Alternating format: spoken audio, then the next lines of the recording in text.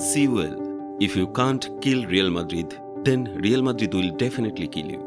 এই কথাটা কিন্তু স্বয়ং বার্সার নতুন কোচ জাভিদ। এ থেকে খুব সহজেই বোঝা যায় রাজকীয় এই ক্লাব রিয়াল মাদ্রিদের জেতার ব্যাপারে কতটা পটু। বেশ কিছুদিন আগে রিয়ালের সাবেক অধিনায়ক সার্জিও রামোস বলেছিলেন, মাঠে বার্সার মতো দলরা ভালো খেলতে নামে, আর আমরা তো নামি জিততে। এমন শত শত কোট কালকে থেকে ফেসবুকের বিভিন্ন পেজে দেখা যাচ্ছে। কারণ একটাই, তা হল ইতিহাদে ম্যান সিটিকে হারানো। চ্যাম্পিয়ন্স লিগের কোয়ার্টার ফাইনালের প্রথম লেগে ঘরের মাঠে ম্যানচেস্টার সিটির সঙ্গে ৩-৩ গোলে ড্র করেছিল রিয়াল মাদ্রিদ।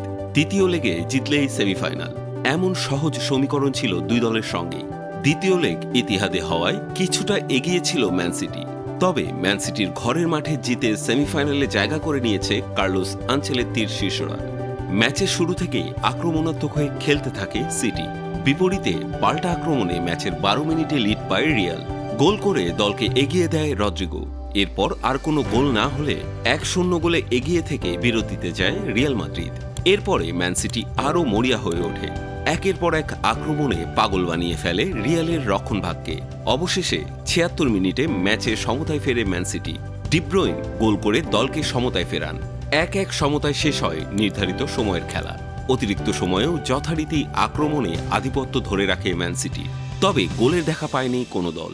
এরপর ট্রাইবেকারে রিয়াল গোলরক্ষক ফিরিয়ে দেন বেনার্দো সিলভা ও মাতিও কোভাচিচের শট। অন্যদিকে ম্যান সিটির গোলরক্ষক ফেরান কেবলমাত্র লুকা মদ্রিচের শট। শেষ পর্যন্ত ৪-৩ গোলের জয়ে শেষ ৪-এ পা রাখে রিয়াল মাদ্রিদ। সেমিতে রিয়ালের মুখোমুখি হবে জার্মান জায়ান্ট বায়ার্ন মিউনিখ।